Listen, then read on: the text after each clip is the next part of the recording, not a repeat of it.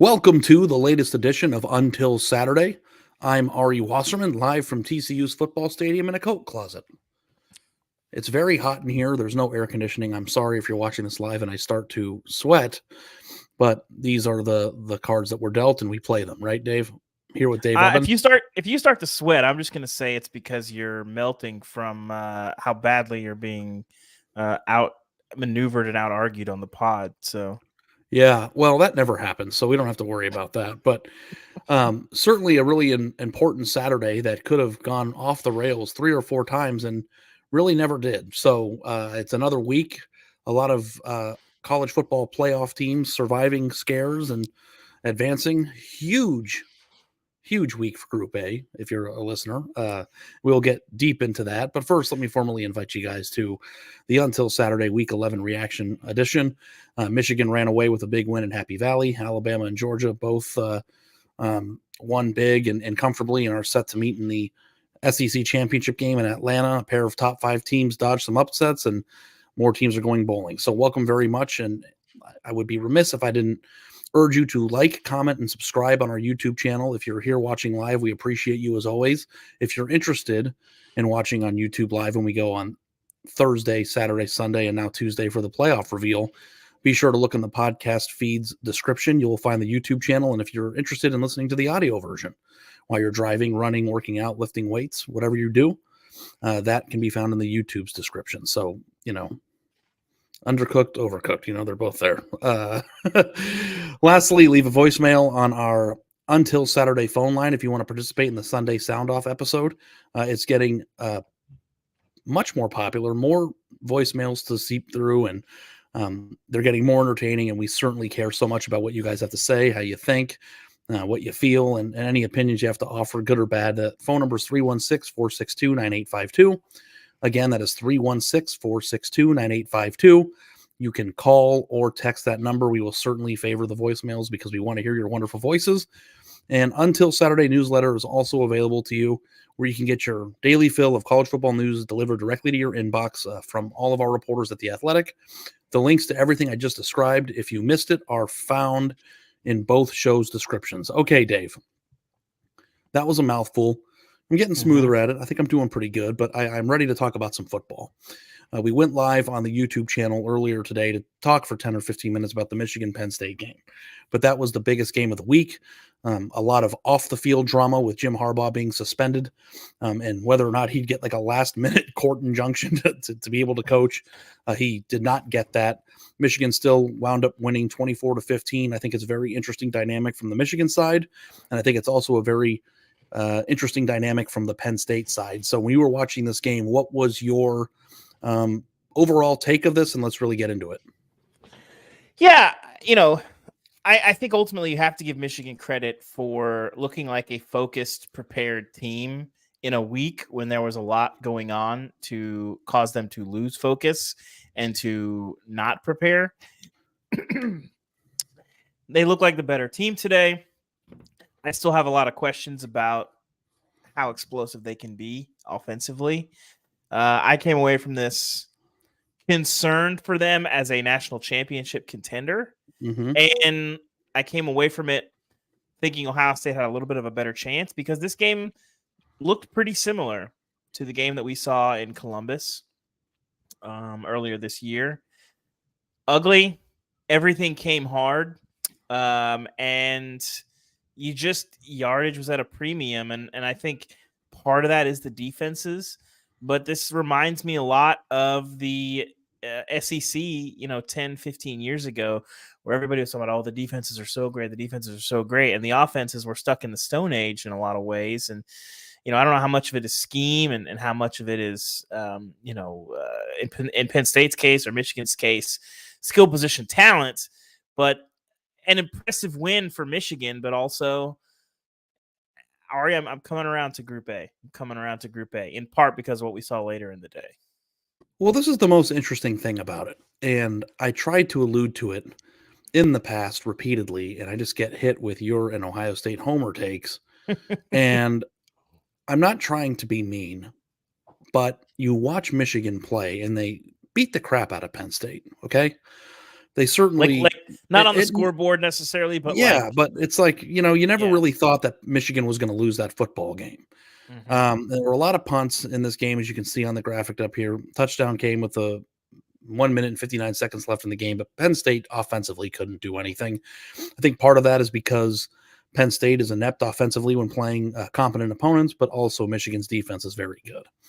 But there is a certain gear, a certain look to what a team has from a athleticism standpoint that does not exist with this football team. And J.J. McCarthy made some great runs.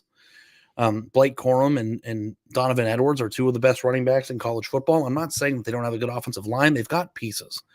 But when Mhm. you get into a game with Georgia or Alabama and maybe even Ohio State this year, all of a sudden, dropping a ton of points, on Or Saturday night, Oregon, or Ari, Texas, and or we're going to get into Texas. this too, because I'm at the Texas game.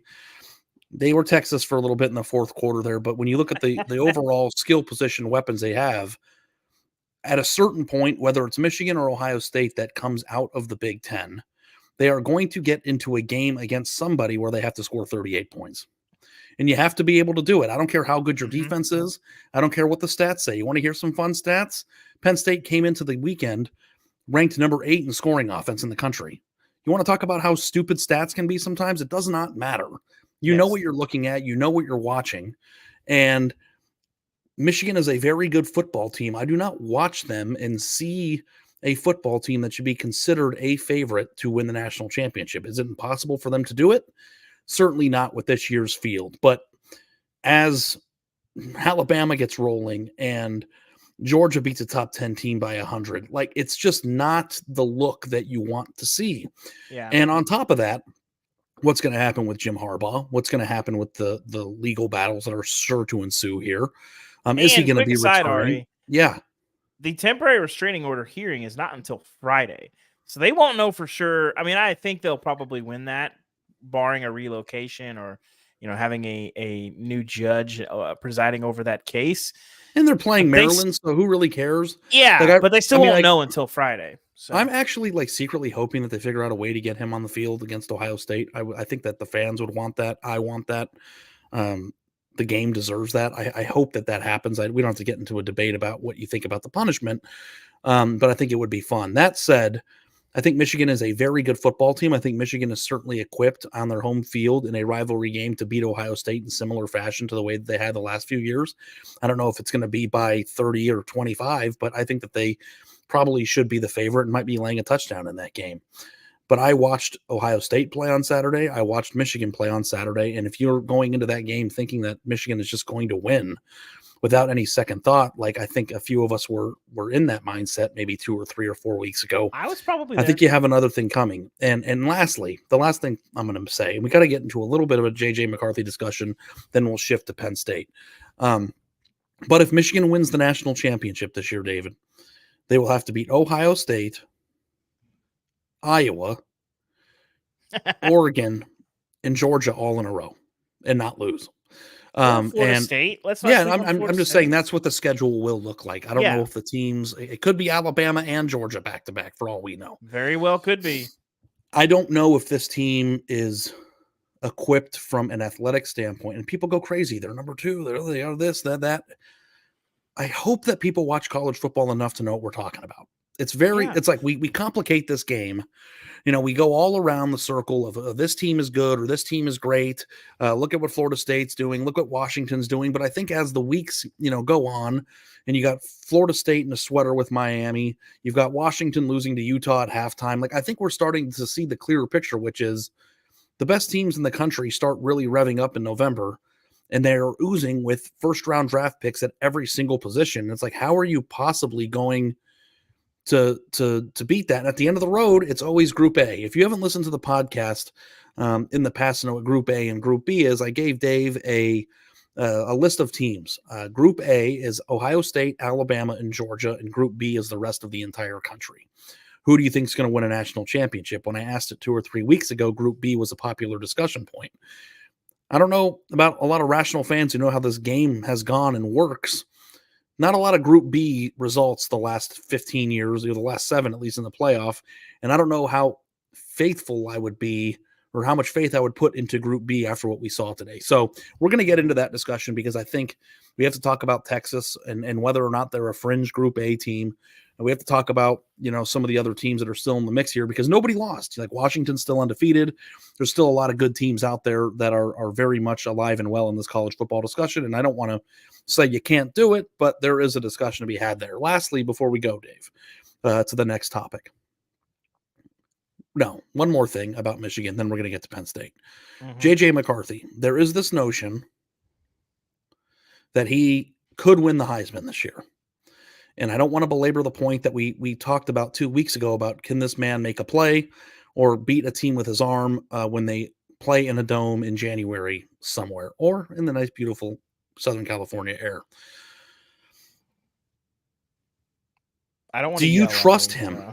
Do you trust the guy? I was looking through his stats today, and I just don't know where it is. I don't know. They didn't. So I don't know. Michigan fans will tell you they don't have to throw it, but there were critical drives in this Penn State game, and it's like, did they run the ball? How many times in a row did they run the ball? I've seen a number of different numbers. It was at almost 30. I've seen over 30. I saw 28. I don't know if that's true. I wasn't taking notes. Basically, they did not any in the second half. The one time they threw it, they drew a PI flag, so it doesn't really count. So I don't know why they don't put the ball in his hands. And you might say they don't have to. Maybe they didn't have to, but they needed to today. The game was still relatively full year as a starter, and I don't know what game you would point to and say he beat them with their arms. So, I don't want to delve all the way deep back into the debate that we had about JJ McCarthy a few weeks ago, but this was the biggest game that Michigan has played this season. It's the most competent opponent that they'll play, flawed or not. And again, they rushed for 250 yards. He didn't have to make a single throw in that game that mattered. And I don't think that he was tested to the full. That doesn't mean he didn't make good runs. He moved the sticks on 4th down on that nice cut on the inside, and he had that nice 3rd and 13 first down gain in the third drive when Penn State had a lot of momentum and it was loud. But I cannot wait to see the moment in time where we hit a crossroads of JJ McCarthy, put this team on your back. Because the entire discussion was about whether or not Michigan had the offensive skill talent around JJ McCarthy at the tight end position and at the wide receiver positions to lift him up, or if he was going to do the lifting. Yeah. Did a wide receiver in the Michigan game make a single play today? No. They didn't have to, but who is that person? Who's Keon Coleman? Who's Marvin Harrison? Who are they? I just don't know who they are. And I think you're gonna find, and it's like, I hope you're a Michigan fan enjoying football conversation. But I have questions about this Michigan team that they'll certainly have an opportunity to prove us wrong. But I don't think that when I look down here and say, who's going to win the national championship this year, like the obvious answer is Michigan to anybody other than Michigan fans. Lastly, Dave, what the hell is Penn State doing? Here's my counter to this, Ari. Besides the obvious, the best 3 words in college football right now, what do you want them to do, Ari? What's the answer? I think it is mildly humorous and kind of sad that all Penn State seemed to have over the course of the past 10 years while I was covering the Big Ten was offensive skill position players. They had Jahan Dotson, they had Allen Robinson, they had other guys. Mm-hmm. In the 1 year where they actually have a really good defense and a chance to do something, they were in on the scoreboard, both the Ohio State and the Michigan games. They don't have that guy. And I don't know that James Franklin can, Lombardi his way to a game plan that all of a sudden magically puts 30 points on the board. I thought the play calling was miserable. I don't understand a lot of the decisions that James Franklin makes in games. I think this has been a trend throughout the course of his entire career as an on-the-field coach on game day. I didn't understand the 2-point conversion. I didn't understand going forward from his own 30 when there was more than enough time to get another stop when your defense was playing well. They went for 2 in the first at the end of the first half when they needed to, they could have gone 14-10. They went for 2 and it was 14-9. A lot of things that did not add up to me, but the fact of the matter is that Penn State is what they are, and it's frustrating if you're a Penn State fan, but I think we got to stop tricking ourselves into thinking that this team is a team that can win this conference until they field a team that actually does it. So, well, I think the most concerning thing for me overall on the Penn State front is you have Nick Singleton, you have Katron Allen. These guys they're not Saquon Barkley, but they're two of the better backs in the country.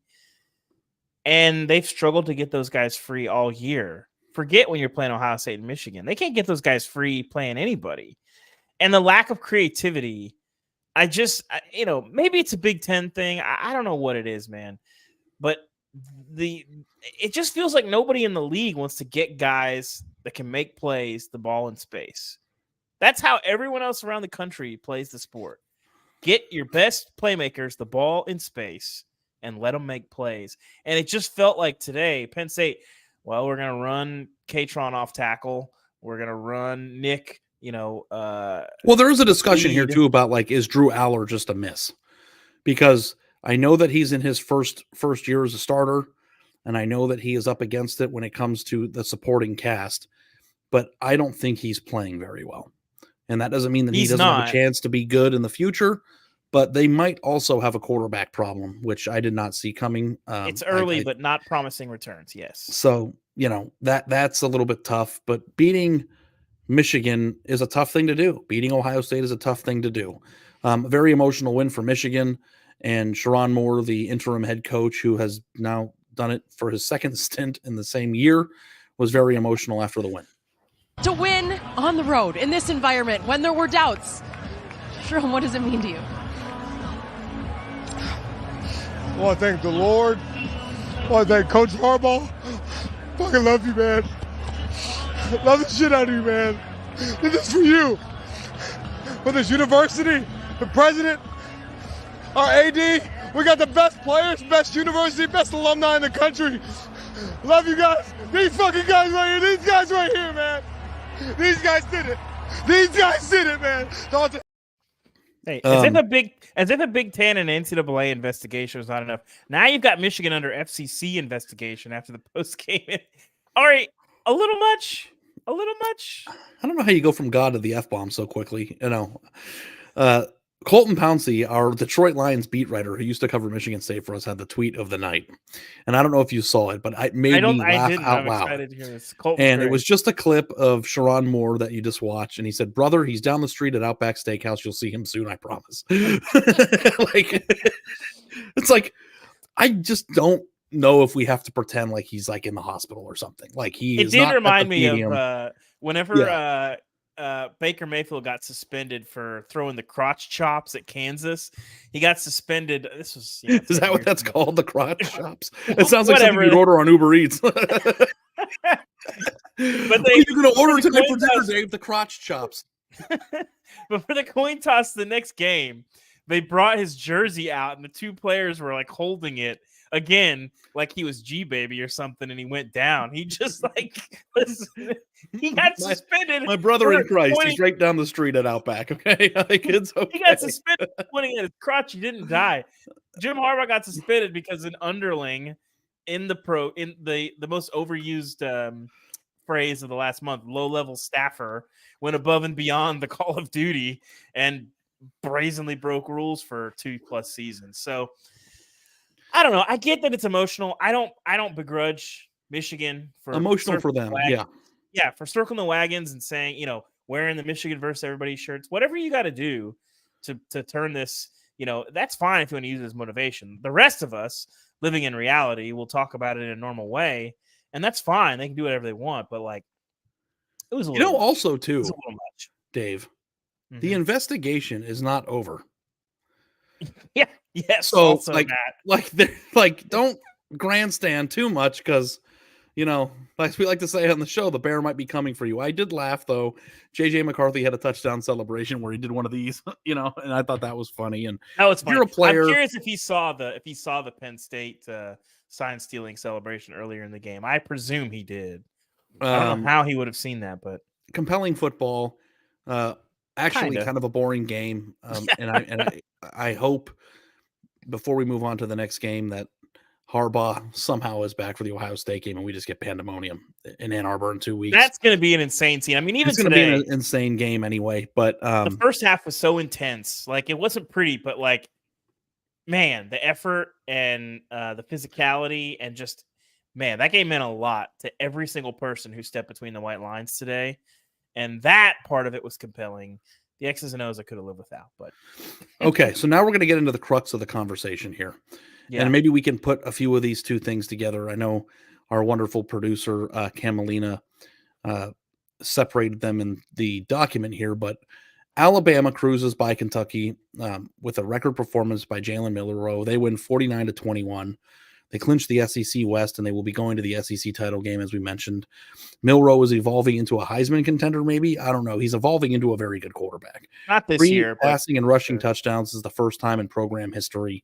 Alabama is finding itself. Do not, Dave, and I repeat, do not let them get hot. Okay. They're already hot. Don't do it, man. I'm telling you, don't let them back in. But they're back in.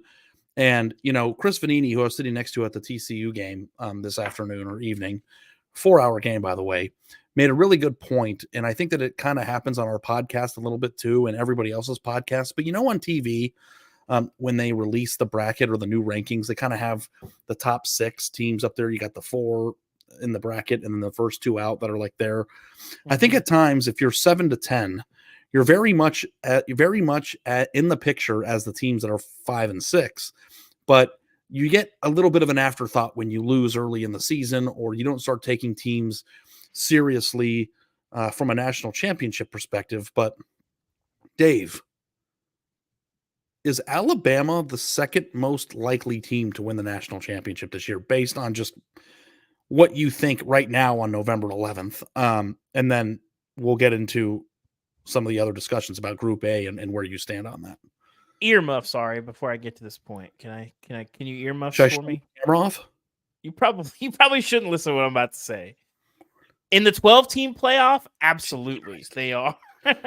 They got to get by Georgia, and that's just an uncomfortable fact. I think they can get by Georgia. No, that's fair. They're probably the most likely team to get by Georgia and win it. In a playoff game.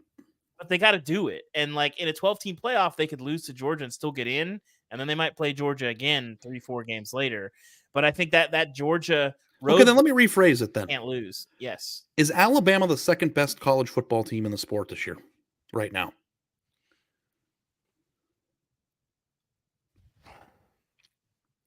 I mean, they're 2 or 3 if we're keeping it 100.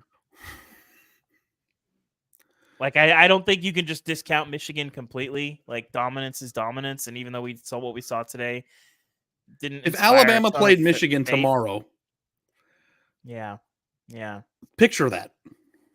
Well, that's kind of not fair because I give them 6 days to rest and then they can play. No, but like recency bias though. Like, it's what's happening right now. Who's hot? I know, who's playing well? I know. I mean, Jalen Milroe's transformation once he got comfortable in his own skin as the starter, they are cooking.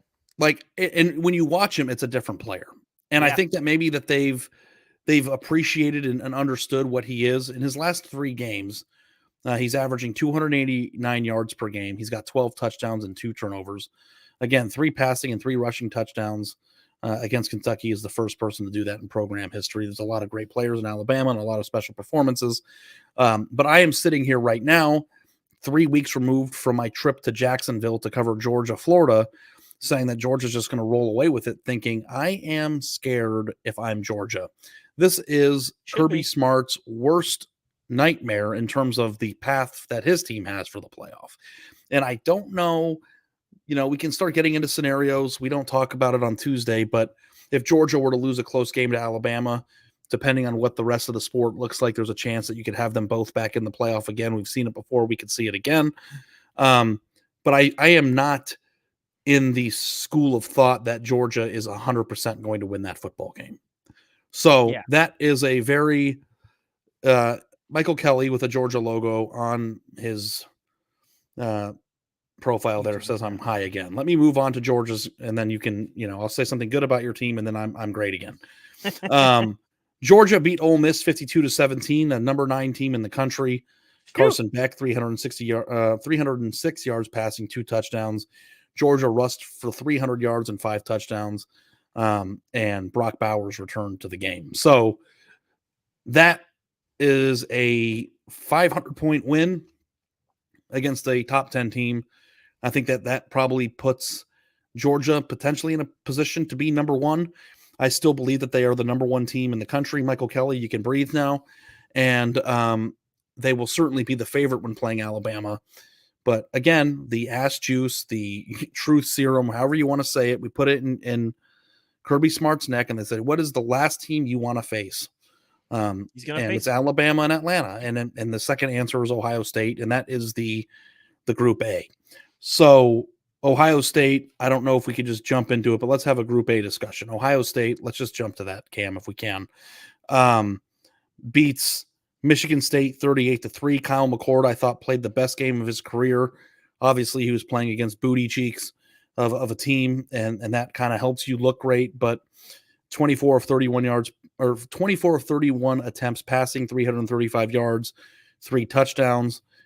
Marvin Harrison Jr., 7 receptions for 149 yards and 2 touchdowns, and another rushing touchdown before being pulled early in the third quarter. That is another team that all of a sudden seems to be, don't let them get hot. So these are our Group A teams. You have the field. What stands out to you about these 3 teams right now, and how has your perspective changed about them from in the last 7 days even? I still don't believe in Ohio State's offense overall. Mm-hmm. And I think that's fair. These two guys. Yeah. Obviously, Ari, as you would agree, they have no offensive targets. Certainly not a Heisman contender back there. So I worry about their line, though. On a serious note, I worry about their line against a very good defensive line. Yeah. And I worry about Kyle McCord handling the pressure when that happens. So, yeah. But that said, reps are reps. He is a 5-star prospect. If he's starting to feel confidence, Marvin Harrison was his high school receiver. Ohio State's defense is still very good. I think that they would look like they belong on the same field if they had to play Georgia and Alabama. And I know this makes Michigan fans want to pull their hair out. Maybe not. Listen, I think it's Georgia and Alabama and everybody else. But from a roster standpoint, Ohio State, and I'll say it a million times, I'll say 1,000,001. They're Group A by default. They're Group A, not by default, but because of what that's how they recruited. Yes. Yeah, and that's what their top to bottom roster looks like. And by the way, nobody in the Big Ten or the country has a weapon on their team like Marvin Harrison. And nobody on either of those teams are going to be covering him for 4 quarters. They didn't last year. Washington does, Ari. Florida State do you mean? Does. Washington does. Florida State does. I'm talking about like Group A and in the yes. For Group A. Well, Brock Bowers. Okay, yeah. I mean, and I don't know. Yeah, Ladd McConkey's really good too. Listen, Marvin Harrison would be like a top 10 receiver in the NFL if he started on Sunday. Like, this isn't a typical good college receiver. He is, and I know this word gets abused, generational, gets said every year. He is a generational talent at the wide receiver. Man. Like, this isn't like a debate of, like I saw Danny Cannell said that Keon Coleman is better than him. What sport are you watching? And Keon Coleman is a first-round draft pick. But Marvin Harrison is so above and beyond from a route running standpoint, a discipline standpoint, hands, playmaking ability. He's going to be a star in the NFL without question. I would bet anything. He's incredible. Yes. Also, your 0% chance of him winning the Heisman is complete garbage. Like, it's like you are so wrong about that. He might not. He probably won't, but 0%. The guy's going to New York. All right, I've upgraded him to 7% chance. He's the third most likely in updated Vegas odds right now. That's behind Bo Nix and Washington and Penix. Yeah. I mean, he might go to New York. All right, there's too many good quarterback candidates. Like, I know how voters are, and it's not going to happen. Again, you take this as me denigrating him or me thinking that he's not worthy of the Heisman. He's clearly one of the 2 or 3 best. No, I take exception to you saying 0% in a year where it seems to be very wide open. Take that as an insult toward Heisman voters and not Marvin Harrison. They're not going to vote for a receiver that doesn't have outrageous production. He has very good production, but he's still like 8th in the country in receiving yards. Ari, that's just what I do think it is kind of funny that Ohio State's sending out like Heisman propaganda on him, and then they just pull him like early in the third quarter when he had a chance to like catch 375 yards passing, but also he can't get injured. So it is what it is. But now I'm going to ask you again, Dave, and then I want to bring a third game, a fourth team into the mix. Mm-hmm. But right now, who is your national champion? Did you say Group B last time? No, I said I felt like kind of a coin flip, and you said 85%. Okay, so what group are you coming from now, and what's the percentage?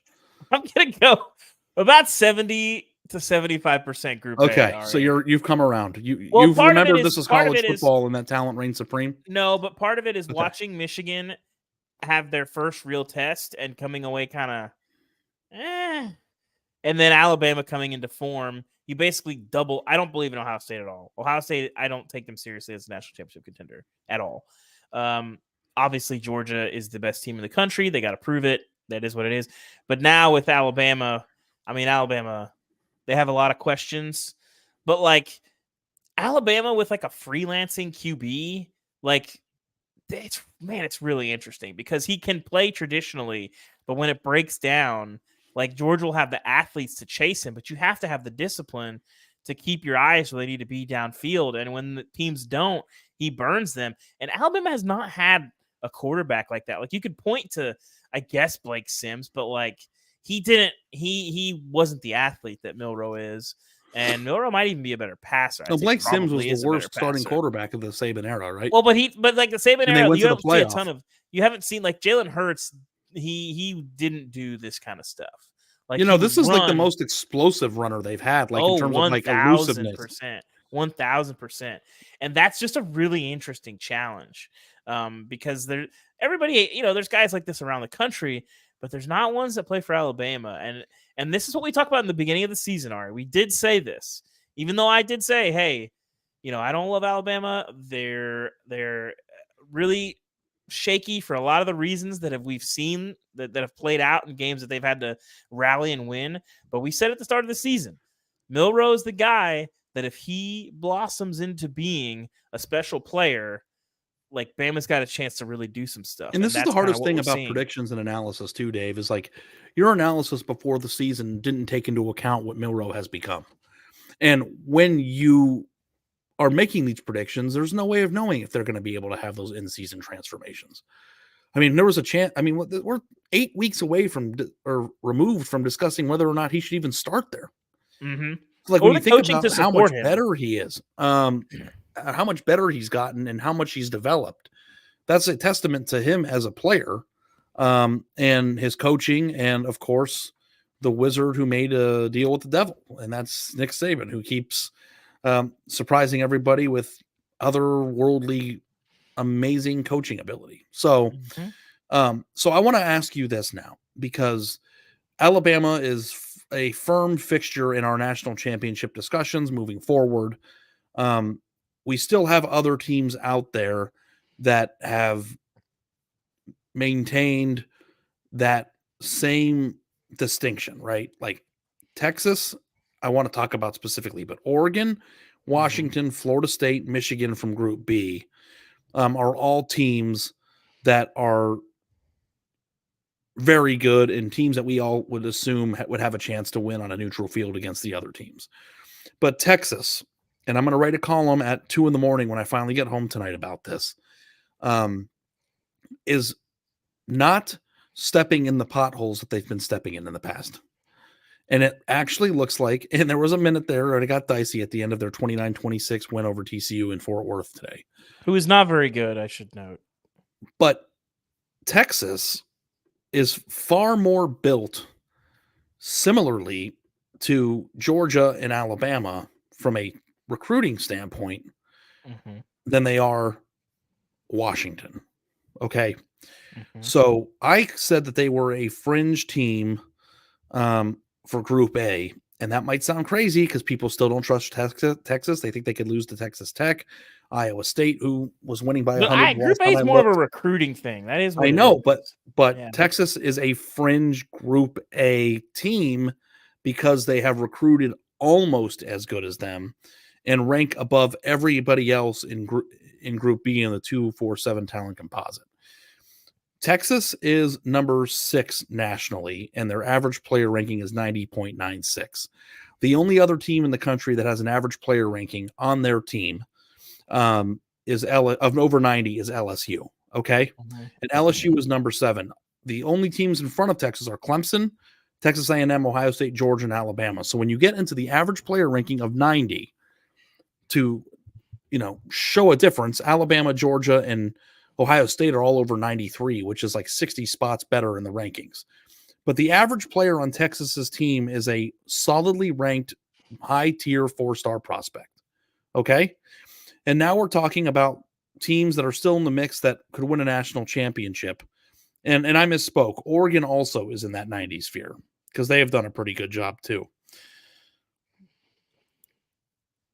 Does Texas, with the team that they have put together, with Quinn Ewers, Jonathan Brooks, JT Sanders, Xavier Worthy, A.D. Mitchell, that you saw that catch that he made at the end of the game that sealed it, their offensive line, some of their defensive linemen, do they have the talent? Are they equipped from an athleticism standpoint in that category of eye test / you know it when you see it / recruiting ranking prowess? Is Texas the most equipped team from Group B to compete with a Group A team in a championship setting? Maybe on the line of scrimmage and maybe with the athletes on the outside. I want to see them look like it more. We haven't seen Texas just boss people. Like, they've hardly done that at all this year. You're messing around today. You're up 26-6 at the end of the third quarter. This was a boring game that they just kind of put their foot off the gas. I mean, they owned it for 3 quarters. Yeah, but you got Quinn back. You're going to TCU for the last time in a while. Like K-State, you did the same thing. You messed around. Like, at some point, like, play for 60 minutes. So that is a concern a little bit for me from the Texas standpoint. I personally, from Group B, outside of Michigan, I mean, for me, Oregon is that team. The combination of physicality and explosiveness you have to have. Good play on the lines. I can accept They're that. really good on both lines. Oregon is the team to me that jumps out. They've been dominant a lot. They've beaten some good teams. The Pac-12 is pretty solid, even though kind of that bottom half of the second class, the Washington State, Colorado, is kind of falling off a little bit. But Oregon State's still a really good team. They'll close with them. They're playing pretty well so far against USC tonight. They haven't really messed around with teams they shouldn't mess around with. So for me, it's Group A, and then probably Michigan, Oregon, and then probably Texas, I would say. Yeah, and Dave, I just realized I misspoke. There are other teams that have a 90 average 247 sport composite ranking. Michigan does too. Penn State does too. And Notre Dame does as well, and Oregon. But the thing that is different about Texas is the top tier talents that aren't as prevalent on those rosters. Texas has 9 5-star prospects on their team, and Michigan has 2. And I think that is where the ranking discrepancy comes from, and that's where dynamic playmaking ability is made up in those dome games. Well, in these games, when you have these clashes, Ari, you can scheme, you can do all kinds of stuff, and that stuff is important. But it comes down to, can you win one-on-ones? Like, can Xavier Worthy break your ankles and go down the field 80 yards on a 3-yard out run? So much of these games. And Texas does have a lot of guys that I think can do that. And I think Jonathan Brooks is a very underrated player. He got dinged up at the end of the game. They're going to evaluate him when he gets back to Austin. But they have so many players on their team. It's just really hard to – I mean, A.D. Mitchell is a stud. Xavier Worthy is the type of player that legitimately can just break your ankles at any given moment and run past you. There was one play – there was one play where they threw a screen pass to Worthy, and they gave him the inside. And they take the sideline away. Worthy goes to the inside, changes his mind, and beats the corner back out to the outside. Do you know how fast and athletic you have to be to do that? And the only players that can do that are the really high-rated athletes, because those athletes are rated based on inherent athletic ability that's God-given. It doesn't mean that they work harder. It doesn't mean that other players won't be good. It means that these are the freaks of the freaks that are able to do things that normal human beings aren't able to do. It's the offensive lineman that can box jump his body, his height. That's how you get into that sphere. So when you have 9 of them, let's just say that Texas 5 out of the 9 hit. that's still twice as many of those types of players hitting on your roster than Michigan. And when you're playing against Georgia, you need those guys badly to win. And people might, throw their phone or call me an asshole and call me a homer, whatever you want to do. That's fine. It's a fact, and it's been proven time and time again every single year. I think we will get to a point where the transfer portal will muddy the waters enough where it doesn't matter yet, but I still firmly believe in my heart that it matters this year. And we're going to find out the answer to it. And I think that Texas is a team that lost to Oklahoma on the last drive in a rivalry game, and we haven't taken them as seriously. And we joke, are they going to make the playoff? Are you going to be right? All that stuff. But do we need to take them seriously as a fixture in the legitimate national championship contender conversation? Yeah, somewhat. You don't believe Somewhat. that they might do it? They legitimately could win the national championship. Is that a fair statement? They match up pretty well against most of Group B. I'd be curious to see.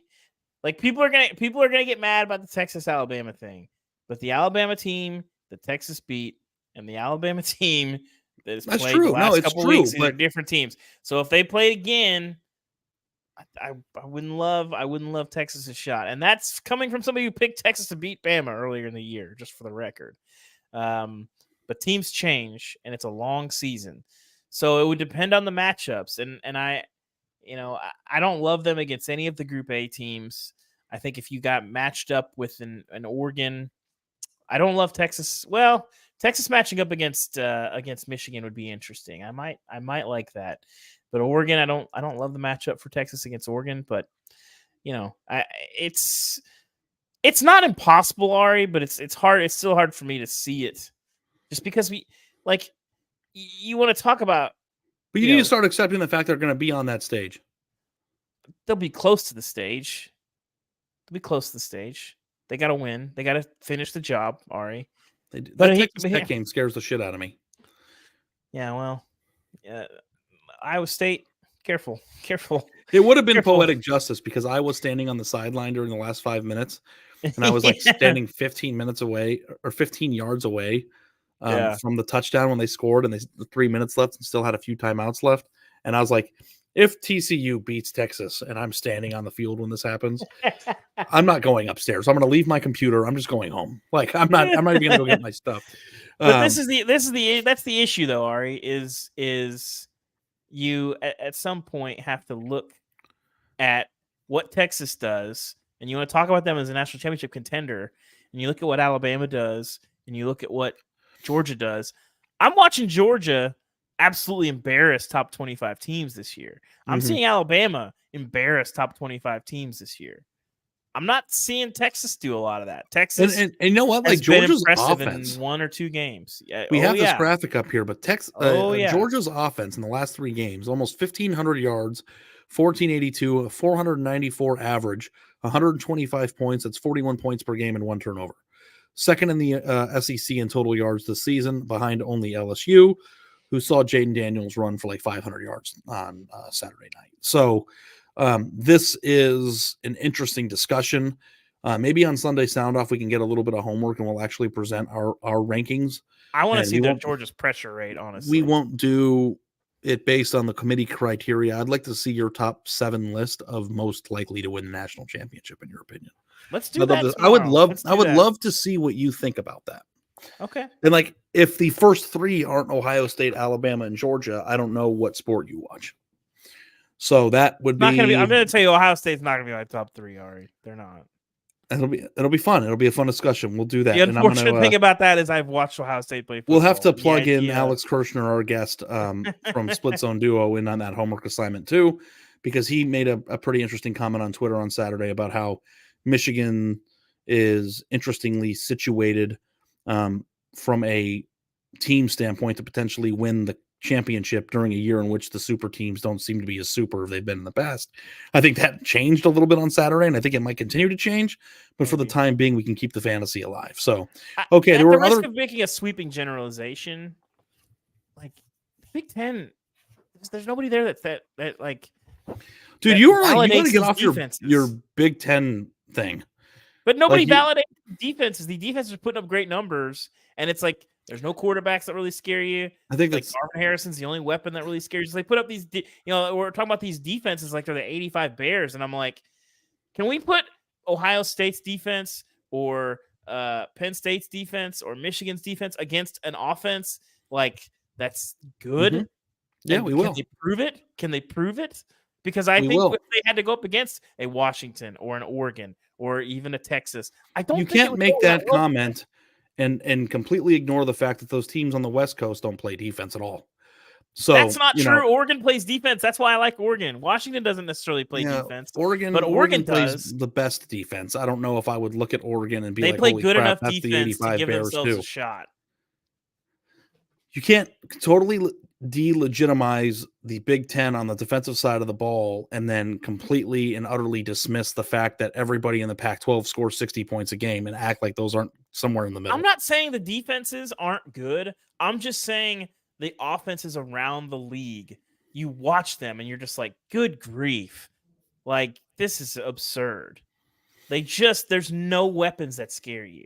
Let's go to Washington now then. It's the perfect Yes. segue.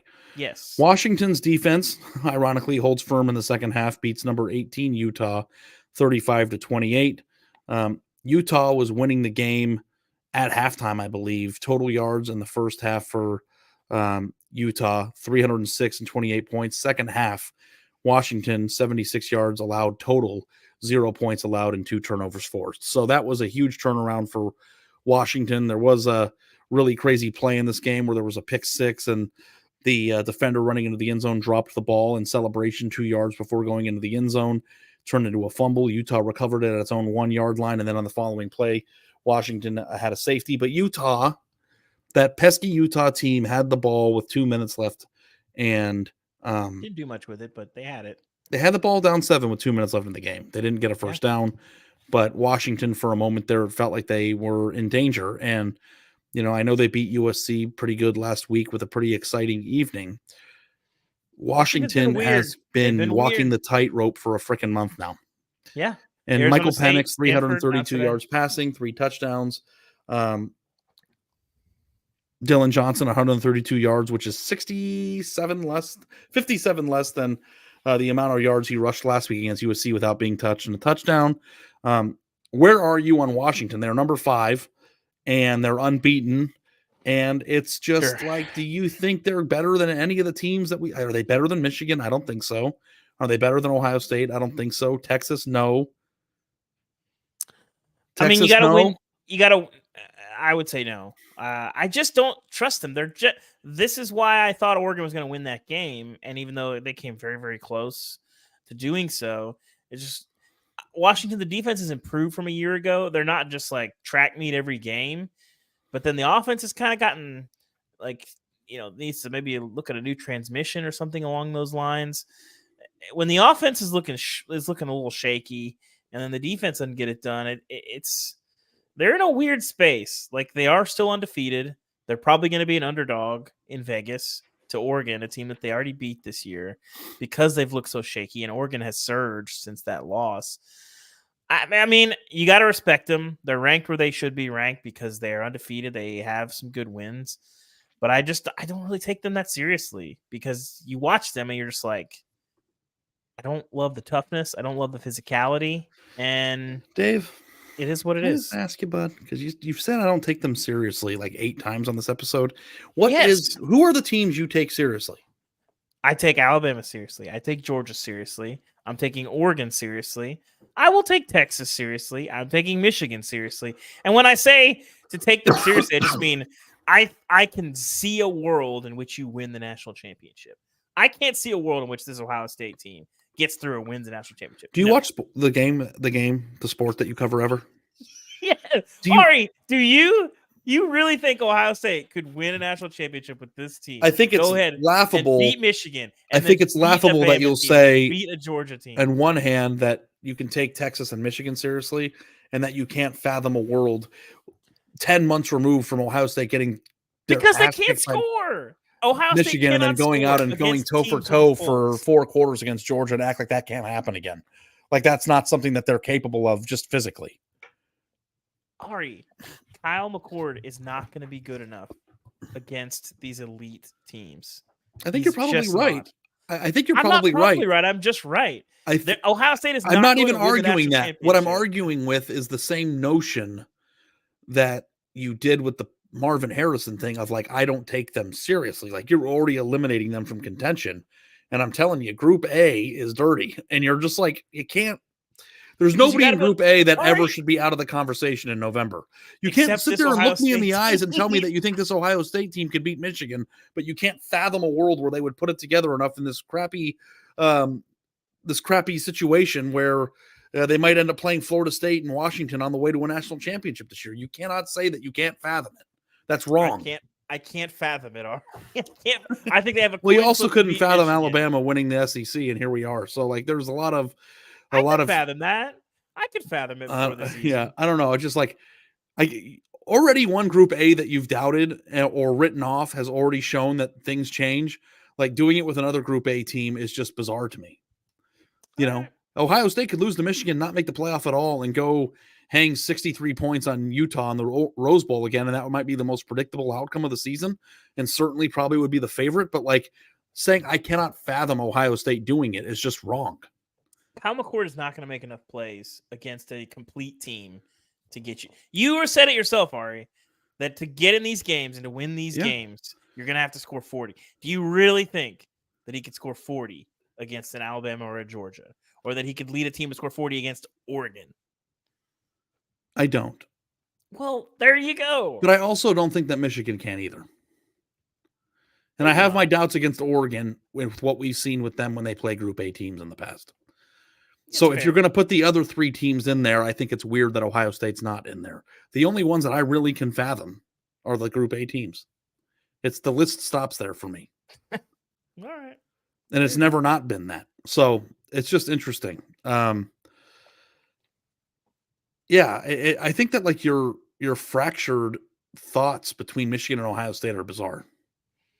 Like you're saying on one hand that they're very hard to tell apart, and then on the other hand, one team you can visit. No, I don't think they're hard to tell apart. I think Michigan will absolutely beat the crap out of you on the lines in a way that's much more dominant than Ohio State will be. But Ohio State has more weapons that will keep them in games. Marvin Harrison can keep them in that game, and they'll give them a shot to beat that Michigan team. But Michigan is an interesting matchup for them. They got to stop from getting bullied again, which I'm not sure that they can do. We'll see. But they're an interesting matchup because Michigan's not going to, roll up and score probably 45 in that game unless they just do it by bullying them in the way that they've done the last couple of years, which they might do. Perfect segue to another Group B team that's been playing grab ass for the last few weeks. Florida State escaped Stoke Campbell Stadium with a win over Miami 27-20. Florida State, I think this is like their third or fourth game this year against an unranked team that came pretty close. Miami freshman quarterback Emory Williams got the start, played pretty well, broke his arm on the final drive. Tyler Van Dyke came into the game with a chance to tie it with, I think, a few minutes left, and they fell short. Are you starting to worry about Florida State? Like, Florida State, to me, also might be a team that we have to take seriously, too. Like, you didn't add them on the list. Jared Verse, Jordan Travis, Keon Coleman, Johnny Wilson, Benson, all these guys, they have too many playmakers on their team to not be taken seriously. Boston College, Pitt, Miami. Ari, I watched the games. Do you watch the game? I get that. I watched the games. I watched the Michigan game today, and you put them in your fathom list. I know, but I'm just saying I think that you are inconsistent with your thought processes sometimes. Nah. Okay, I disagree. Okay. Listen, Florida State, I sometimes feel like you do the Men in Black like memory thing every time we change the segment. It's like you forgot what you said at the beginning of the show when you were talking about this. Here's my question, Ari, with Florida State is how much of Florida State's they're being forgotten in a lot of ways because I don't think a lot of people are taking them seriously. But LSU, we have since learned what their defense is, which is porous. And they beat a Clemson team that is currently not in the top 25 and needed overtime to do it. What else are we supposed to be impressed with from Florida State other than that they haven't lost? Well, not losing is really impressive. that's my point, though. I'm not saying that they're Okay, yeah. overrated or that they shouldn't be where they are. But if we're talking about this team can go toe to toe with the best in the sport, they look like the team that could win a national championship. Florida State, they're really fun, and I can fathom a world in which they snap into. I don't know if sort of this is. way. I'm afraid to admit this, and I might like duck my head when I say it, just to let you cook without looking at me. Mm-hmm. I thought that the way that they beat Clemson proved that they could exist in a high leverage situation against a very talented team. Because Clemson, whether you like it or not, is still in Group A, and like they held their own physically in a pretty tough game. And I thought that was Clemson's best performance. I of don't the year. know, Ari. Texas A&M's also I'm not in Group saying A. I'm not saying they deserve credit for it. I'm not saying that I would use it if I were in the committee. I'm just saying with the way that if you watched the game, I thought that was a very impressive win. Like I thought they did a really good job of winning that football game in a very close environment. I think they were on the road, right? It was an impressive win to me. It doesn't count as a quality win, but it was an impressive one because I thought Clemson played really well, and that hasn't always been the case for that team this year. So I just think ultimately, if you're talking about Florida State and you're looking at things that make you believe in them and things that make you question them, but I can believe in the is players. way I can long. believe in the players. It doesn't have to be. I believe in the resume. personnel. I look at the personnel and all the things that you said are true. And if they do it, it'll be because of that personnel. But then I watch them actually play, and I watch the results, and you look at the schedule, and you're just like, Well, they play North Alabama next week, and then they're on the road at Florida during rivalry weekend, and it looks like they're going to be playing Louisville in the ACC championship game. I'm not 100% certain off the top of my head if that's been clinched or not yet, but Louisville had a pretty impressive win on Thursday. Not if impressive. Louisville had lost, it would have been like a 6-way tie on the top of the. Louisville ACC was losing in the fourth quarter or late third quarter against Virginia on Thursday, but they ended up. It was in the fourth, yeah. It was the fourth quarter, and they ended up scoring, I believe, like 14 unanswered points at the end of the game, and ended up winning by a touchdown. But Louisville controls their own destiny to be in the ACC championship game. They have Miami and Kentucky left.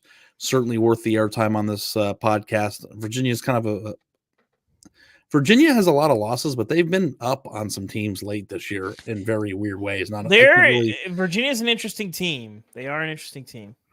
So kudos to Louisville. We're going to track you, and maybe that'll be the team. Like it's like possible too. I don't know if the ACC champion in this climate can have one loss and get in the playoff, though. Like I don't know if Louisville. Well, is it's not that simple, Ari. It's what have you done? What's your schedule look like? And LSU is not a good enough win. Usually, just a blanket statement of one lost conference champion 8 out of 10 times in the last 7 years is a good enough resume to get in. But Louisville doesn't really have anything on their resume. I mean, they beat the crap out of Notre Dame and they beat Duke. But other than that, their non-conference was kind of weak. They played Murray State and Indiana and who's their third non-conference? Georgia Tech. Oh, no, Georgia Tech. No, I don't know. It's Notre Dame. Yeah. But their resume doesn't blow you away. But if you finish as a Power 5 one-loss conference champion, I don't know if this year's ACC gets it done. And from what I'm seeing here, they did not play North Carolina either at a time in which that was sexy.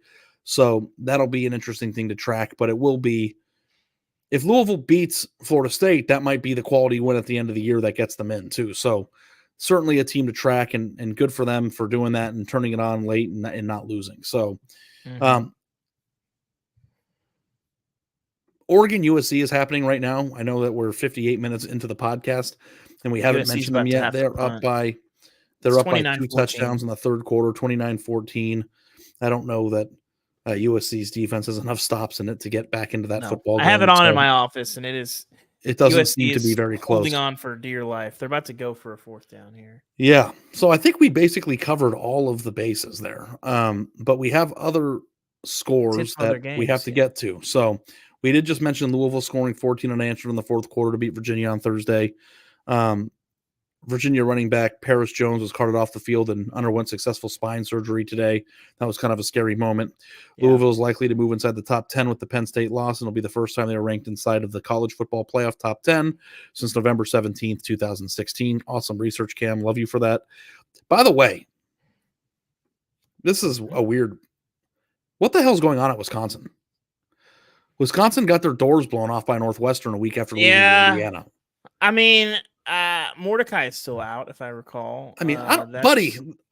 I'm just saying. I don't know, man. I'm not trying to excuse it. I'm trying to explain. That's a tough look, man. That was like higher it of the is. offseason to like, I don't know what's going on there. I think it's not a good sign, but I think overall, when you're making a transition that is that drastic, sometimes you got to go back to go forward. I don't know. I'm not hitting the panic button. It was going to be a little. They lost rocky. to a Northwestern team that lost their legendary head coach during the offseason to an hazing scandal. All right, Northwestern is better than anybody thought they would be. Northwestern might be in a bowl game, and people were talking about Northwestern as a team that would go 0-12, and teams would name their number against them, and that has not been what. Segue: David Braun, dark horse for Coach of the Year, Conference Coach of the Year. I mean, certainly Conference Coach of the Year. He'll be in the mix. Tell you what, don't sleep on Barry Odom out in Las Vegas. Yeah. Cody Schrader, Mizzou running back and nephew of Hank Schrader from Breaking Bad, rushed for 300 total yards, or puts up over 300 total yards in Missouri's 36 win over your Tennessee Volunteers. I don't know what we were thinking about Tennessee this year. They really haven't been much of a topic of conversation, but like Mizzou, actually really good and bolstering Georgia's resume. Well, not only that, I think you look at what Georgia did tonight, and I think the combination with what Mizzou did today, and you have to be even more impressed with what they did. Because they held their own last week. Yeah, for Mizzou to go down there, had the ball in the fourth quarter with a chance to go up. Ole Miss did not accomplish that. So that's a problem. Ole Miss couldn't get stops. Missouri, here's the thing with Missouri, they're really good on both lines, and they're not bad at anything. You know, they have really good receivers. Schrader runs as hard as anybody in the country. The dude just gets behind his pads, and it's insane what he's able to do. So, you know, Tennessee, I felt all season like they were a high floor, low ceiling sort of team that just like it was hard to kind of take them seriously, especially after the Florida loss. But like they weren't going to get below 6-6. They're probably going to be an 8-win team this year. You know, Missouri, one of the more impressive wins for Missouri all season. Just dominant against a pretty good Tennessee team. Yeah. Okay. I think we have to talk about this for a few minutes. Oklahoma State, who controlled their own destiny after last week's win over Bedlam, gets their doors blown off or punked, as David would say. We tried to warn by them. UCF. I think both of us had that as our trap game of the week. That was a thorough ass kicking, and if Texas lost anything today, it was who they might end up playing in Dallas at the end of the year. I think that as Oklahoma step back into center stage on this one. I gotta look at the standings. I honestly, it's hard. Like the tiebreaker is kind of convoluted. We have to figure that out. But the Big 12 race is complicated. 4 teams with 2 conference losses. That would be Oklahoma, Oklahoma State, Kansas State, and Iowa State. And all of a sudden, Texas is going to play Iowa State next week. Certainly worth tracking in the Big 12 races. We might get an Oklahoma-Texas rematch. Number 21, Arizona records its first 7-win season since 2017 by beating Colorado 34-31 on a game-winning field goal. They did the kneel downs at the goal line. Shout out to the Fishbowl, baby. You know, Arizona's going to be in the teens, I think, for the first time in the college football playoff era. Or did I make that mistake again because of Khalil Tate was on the team in year 2 of that? But they're certainly turned it around. Then Oklahoma stomped West Virginia 59-20. Next segment here, Dave, bowl eligible, because we're getting up against the clock here. Clemson tramples Georgia Tech 42-21 behind Cade Klubnik's 4-touchdown day. Mike Loxley and Maryland are bowl eligible for the 3rd straight year after a game-winning field goal against Nebraska to win 13-10. That was my lock of the week. I bet that in real life, and I bought it up to 3, so it was a push, so it doesn't count for my lock of the week being a loser. Every single Nebraska turnover in the 4th quarter ended with every single Nebraska possession ended with a turnover at the end of the game. And that is, I thought we defrosted. We're not 100% defrosted, but Nebraska certainly was in a position at a few points in that game to take control and then faltered. Appalachian State cruised by Georgia State 42-14, bowl eligible for the 10th straight year. Bowling Green is going bowling for the consecutive years for the first time since 14 and 15 when they beat Kent State Wednesday 49-19. Hugh Freeze and Auburn picked up their 6th win of the year by beating Arkansas 48-10. Whoa. Weird game. Didn't see that one. Sorry about your boys there, bud.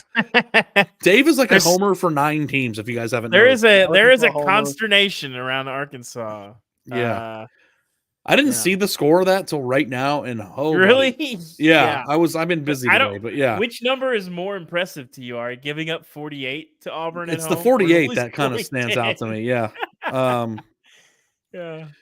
Texas A&M gave up an open. Did you see the decoy thing with Texas A&M? They had somebody out there throwing left-handed passes before the game. The Texas A&M. That was just Blake Boss as a walk-on, and he misplaced his warm-ups, and he has a locker right next to Max Johnson. And just used his. Max Johnson's. No, it was not decoy. gamesmanship. It was not gamesmanship. I actually believe A&M in this. Jalen Henderson, who transferred from Fresno State, played quarterback for Texas A&M and had 4 total touchdowns. And it would be hilarious to me if he was the missing key to the tomb there. But we'll keep tracking that. And then how about I hand it over to you, Dave, for high five for the G5 because it's your favorite level of football. You can go to sleep, Ari.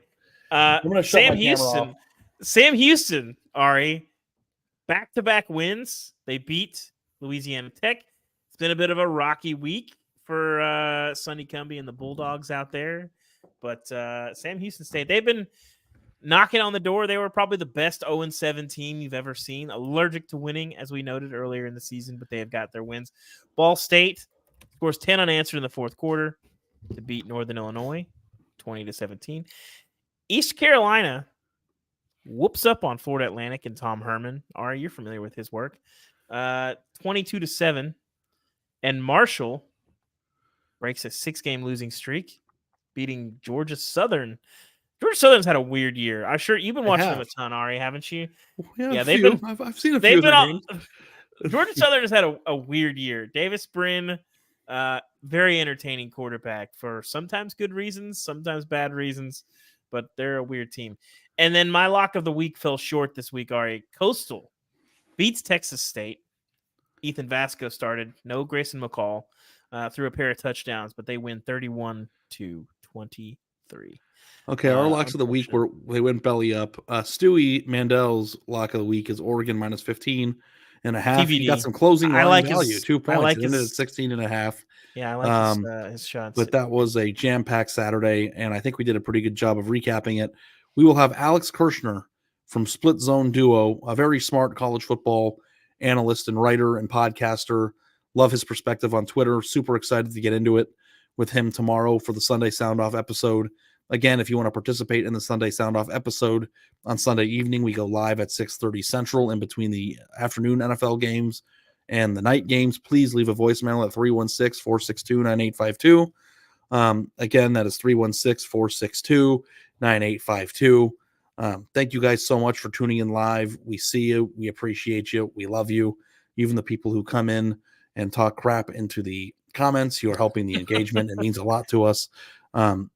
Be sure you're following the podcast wherever you listen to podcasts also so that you're notified when new episodes are up. We have been putting up emergency edition episodes recently. So if you're into the podcast and want to hear our takeaways, you can get that on YouTube and on the podcast stream. Dave and I went live on Friday, which used to be a sacred day in college football season for personal days. I was going to get a pedicure on Friday, wasn't able to do so because Jim Harbaugh's punishment came down. I was afraid to leave the house. We reacted here. We reacted in the podcast feed. Be sure you're subscribed to both. And honestly, potted from the foot rub salon. I know it would have been great. I don't want anybody to hear me like nodding off and snoring. So please leave a 5-star review wherever you listen to the show. Rate, review, comment, subscribe, share, thumbs up, whatever they let you do. Please just do that. It helps us a lot. And hit the subscribe button on the YouTube channel if you're just here for the first time. Join us every Tuesday, Thursday, Saturday, and Sunday for our live streams. Again, we will be live on Sunday evening at 6:30 p.m. with Alex Kirshner from Split Zone Duo. We will talk to you next time. Dave, enjoy your crotch chop for dinner tonight. Thank you. Appreciate that. See you guys on Sunday.